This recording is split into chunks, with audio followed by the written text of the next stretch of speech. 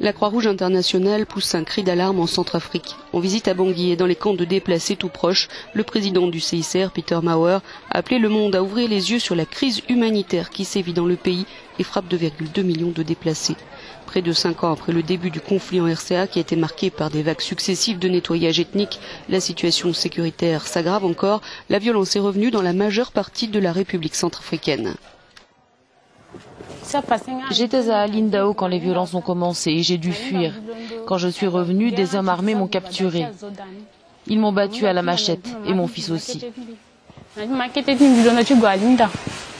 Médecins sans frontières présents dans la ville de Pawa, dans le nord-ouest du pays, se bat aussi aux côtés de la population. Le problème aujourd'hui, c'est un conflit atypique puisque c'est un conflit à huis clos où les gens sont, semble-t-il, blessés et tués en brousse. Ceux qui n'ont pas pu arriver à temps sur Pawa ont disparu dans la brousse, sans doute tués.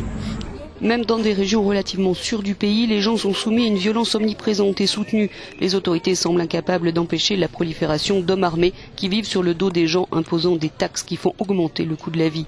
Les travailleurs humanitaires ont déjà été obligés de réduire de moitié l'aide alimentaire et dans certains endroits de l'arrêter complètement, malgré la malnutrition généralisée chez les enfants de moins de 5 ans.